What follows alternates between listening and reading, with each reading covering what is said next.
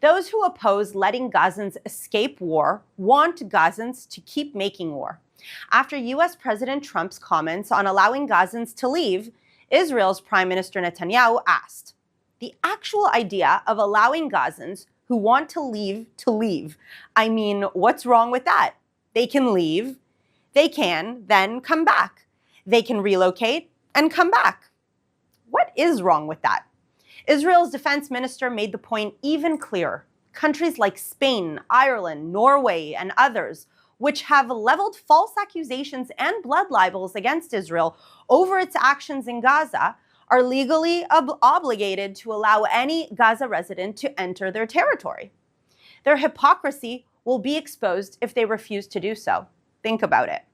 Refugees from war and other crises around the world are aided in resettling elsewhere. Only in Gaza do the rules not apply. Gazans are forced to remain in the crisis zone. Refugees from the 1948 war were kept in camps on Israel's border. We all know why. To keep the war going, to keep the breeding grounds to create tomorrow's terrorists.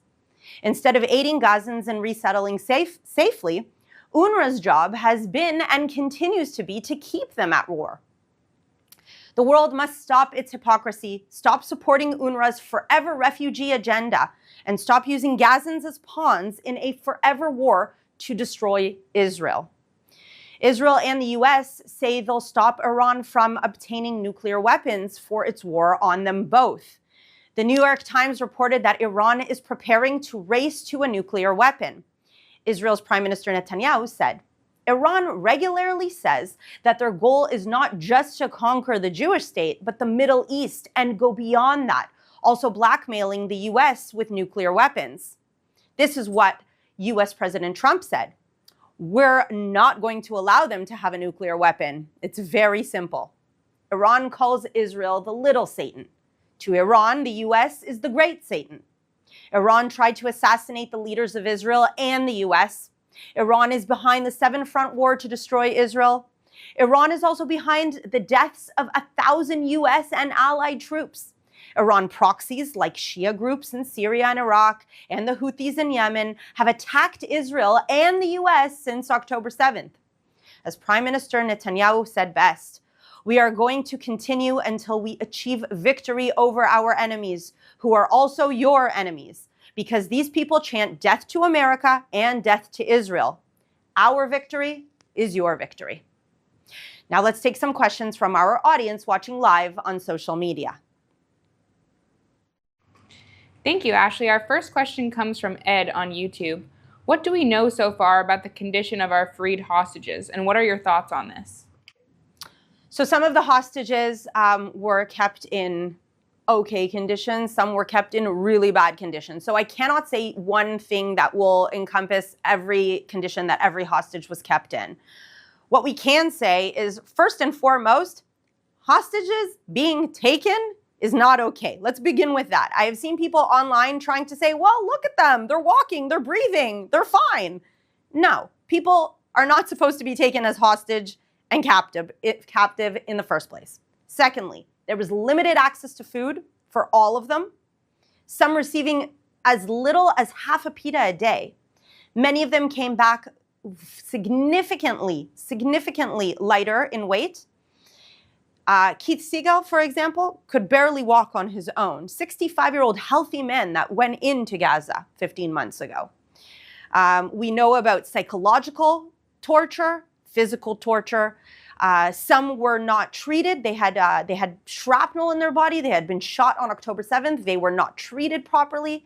They are not receiving, and I'm saying are because there are still hostages in Gaza, they are not receiving the medical aid, the medical supplies that they should be receiving. There are people in Gaza right now that have Crohn's disease, that have asthma. The Red Cross has not been allowed to provide them the medicine they need. Some of them were kept in cages, locked up. Some of them were kept in the dark in the tunnels, alone for months, without speaking to a single person. And so just because we've seen them come home, walking, standing on their feet, and of course smiling when they are freed, and of course smiling and happy when they meet their families, doesn't mean that there's not many, many years of work ahead of us to help them with their trauma that they've endured in Gaza. Thank you. Our next question comes from Instagram. Do you expect that countries like Saudi Arabia and the UAE will do more to help the people of Gaza build a better future without Hamas?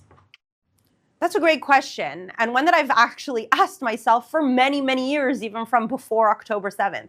Why does the Arab world that supposedly cares so much about the Palestinian people, why are they not more involved in what is happening in Gaza? Why are they not creating a better future for the people of Gaza? I think now we are finally at a point in history where Gaza can really start fresh.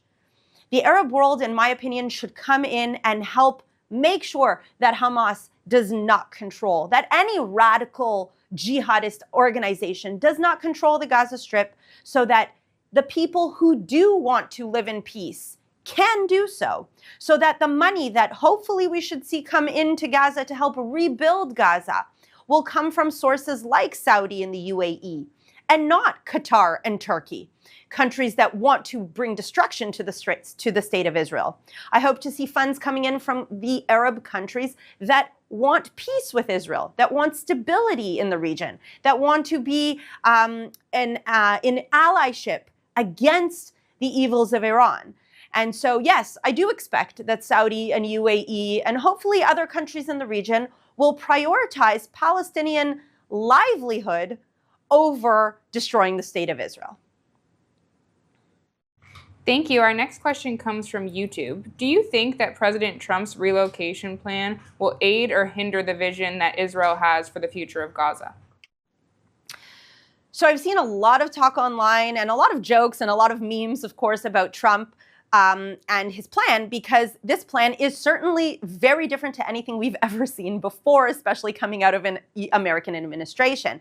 Now, I personally don't think it's such a crazy plan. We've seen many, many places throughout history that are war-torn, that refugees are allowed to freely pass to other places where it is safe, where they can work in the meantime, where they can thrive, where they can get an education, and then eventually go back after the place has been rehabilitated. I think that it is really ridiculous that we see the world condemning the plan when essentially all the plan wants to do is to allow the Gazans to be safe, to work, to get an education, to thrive, and then for Gaza to really be rebuilt, Hamas-free, to have good infrastructure, and like Trump said, it could be the Riviera of the Middle East. You have to understand that Gaza sits on a beautiful coastline. It really could be one of the great tourist areas of the region. All that needs to happen is for Hamas not to be there anymore. There is no plan for Israel to take over Gaza, for Israel to settle Gaza with Israeli or Jewish civilians. The plan really is to just get the civilians out of danger, because we could go back into combat if Hamas is still there, to get them out of danger, to eliminate Hamas, to rebuild Gaza, and allow these Palestinians a real future. Thank you. Our next question comes from Instagram. How should we continue to fight for the hostages who remain in Hamas captivity? I think the best thing right now is to continue to just bring up awareness for it, because we are at a critical point where it kind of feels like this war is slowly coming to an end, and we have to make sure that nobody treats it that way until all our hostages come home. I remind you that the two goals of this war were all the hostages come home and Hamas can no longer control Gaza. It looks like we're at a very critical point where both objectives could be met, but could also fall through. And so right now we just have to continue raising awareness, whether it is online, whether it is raising our voices towards our local governments, to ensure that Israel and the United States administration can continue with their plan. All sides right now, it looks like, want to see the release of all hostages. Even Hamas, it looks like, wants to see the continued ceasefire because it's trying to regroup. And so we have to continue pushing for this deal to go all the way to the end.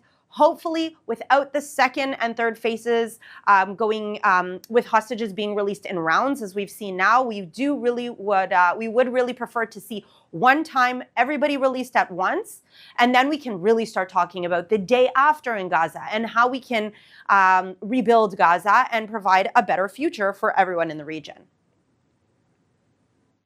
Thank you. This is our final question. How did it feel to see your cousin Agam released after 500 days in Hamas captivity? And now that she's home, how does that affect your advocacy going forward? So for me, for those of you who don't know, Agam, she's my cousin and she was released last week. And it really was amazing to see her home. I was so prepared about what I was going to say when I saw her. But when I saw her, I had no idea. It just kind of all flew out of my head. And I hugged her for an hour. And I was really happy to see her. And the whole family is so happy. We're going to be having Shabbat dinner together tomorrow. And it really is a miracle. It really, truly is a miracle. In terms of my advocacy, I think after such a meaningful year, such a year when many of us in Israel and in the diaspora have really kind of found our calling and we know what's the real meaning and purpose that we have in our life. I think I will continue with my advocacy forward. We'll see how we'll integrate it into the things that I was doing prior to October 7th. But for me, I just feel like October 7th was a life-turning moment, and I don't think I could ever go back to what life was before. That's all the time we have for today. Thank you very much for tuning in. And of course, we'll be back on Sunday at 3 p.m. Israel time, 8 a.m. East Coast time. Thank you for watching.